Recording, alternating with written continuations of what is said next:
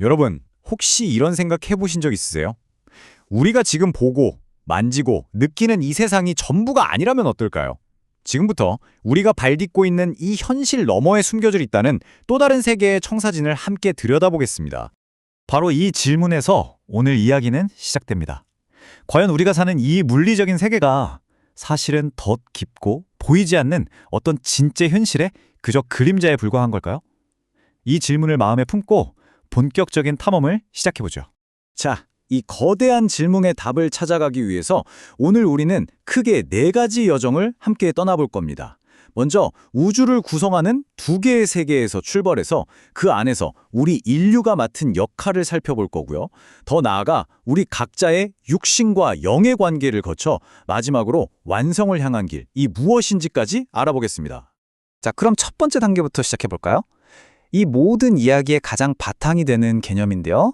바로 이 세상이 사실은 2개의 구조로 이루어져 있다는 겁니다.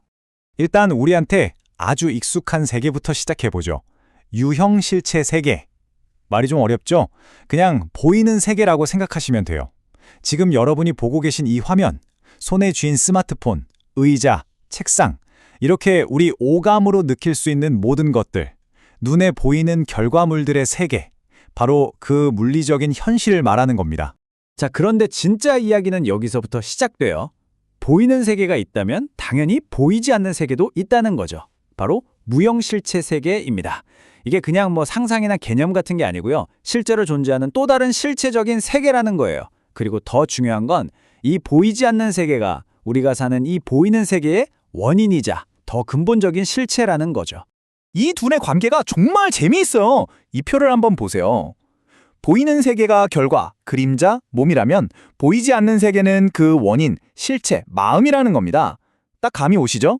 우리가 마음을 먹어야 몸이 움직이는 것처럼 이 보이지 않는 세계가 주체가 되어서 보이는 세계를 움직인다는 개념이에요. 그리고 아주 흥미로운 점은 이 개념의 근거를 성경에서도 찾는다는 거예요. 히브리서에 나오는 구절인데 저희가 섬기는 것은 하늘에 있는 것의 모형과 그림자라. 이 말이 뭐겠어요? 결국 우리가 지금 경험하는 이 세계가 사실은 저 하늘에 있는 진짜 실체의 복사본이자 그림자라는 거죠. 마치 거울에 비친 모습처럼요. 자, 그럼 이런 질문이 생기죠. 이 거대한 2세계, 보이는 세계와 보이지 않는 세계 사이에서 우리 인간은 도대체 뭘까요? 그냥 이 무대의 구경꾼일까요? 아니면 뭔가 훨씬 더 중요한 역할이 있는 걸까요? 바로 2번째 장에서 그 답을 찾아보겠습니다.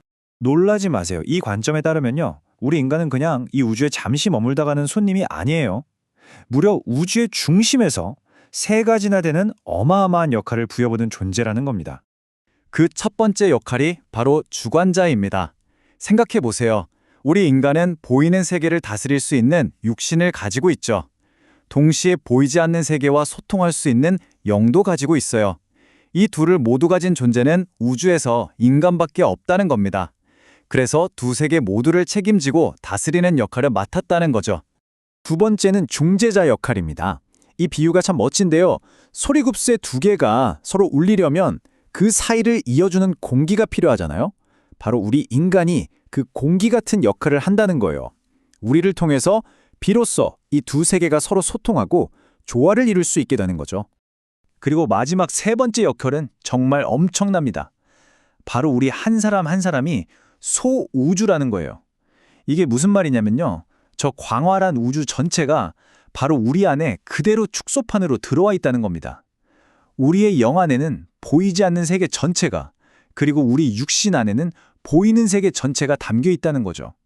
정말 대단하지 않나요? 자, 이렇게 거시적인 우주 이야기에서 이제 시선을 한번 좁혀볼까요?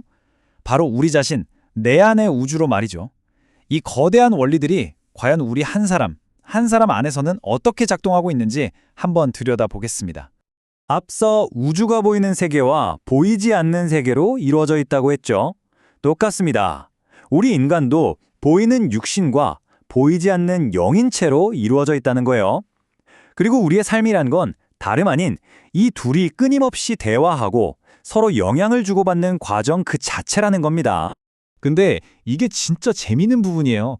이 둘의 관계가 일방통행이 아니라는 점, 서로 에너지를 주고받는다는 건데요. 자, 왼쪽을 보면요. 우리 육신이 어떤 선한 행동을 하면 생명요소라는 긍정적인 에너지가 영한테 가요. 그럼 영이 기뻐하겠죠? 반대로 오른쪽을 보면 영은 육신에게 생명 요소라는 활력소를 보내줍니다.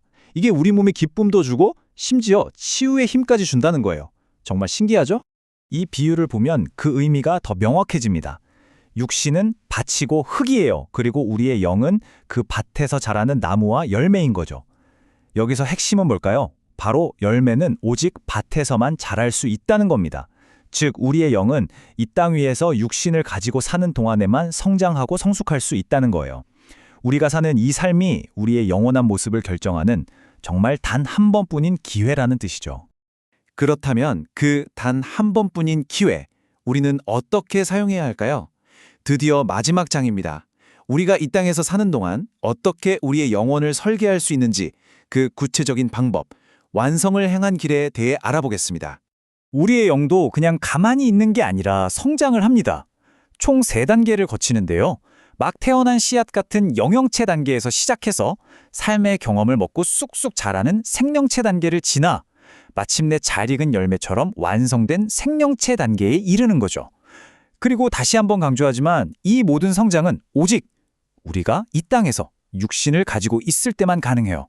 그럼 그 최종 단계, 생영체가 되면 어떻게 될까요? 이게 바로 완성인데요. 보이지 않는 세계가 그냥 믿음의 대상이 아니라 눈앞에 있는 것처럼 오감으로 생생하게 느껴지는 상태가 되는 거예요. 상상만 해도 대단하죠?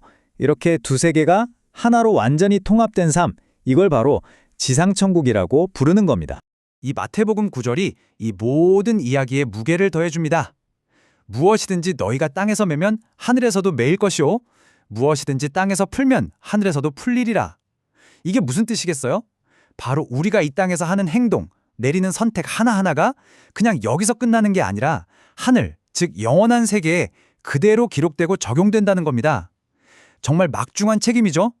그럼 마지막으로 천국과 지옥은 누가 가는 걸까요? 보통 심판관이 결정한다고 생각하잖아요. 근데 이 관점은 완전히 다릅니다. 놀랍게도 신이 아니라 우리 자신의 영이 스스로 선택한다는 거예요. 왜냐고요? 이 땅에서 충분히 성장하지 못한 영은 신의 완전한 사랑의 빛을 감당할 수가 없대요. 그 빛이 너무 강해서 오히려 고통스럽게 느껴지는 거죠. 그래서 스스로 그 빛으로부터 멀리 떨어진 곳을 찾아가는데 그곳이 바로 지옥이라는 설명입니다. 자, 이렇게 우주 전체의 청사신부터 우리 내면의 세계까지 쭉 살펴봤는데요. 이 모든 이야기는 결국 우리 각자에게 던지는 하나의 질문으로 돌아옵니다. 만약 이 땅에서의 우리의 삶이 우리의 영혼을 설계하는 과정이라면 여러분은 지금 무엇을 짓고 계신가요?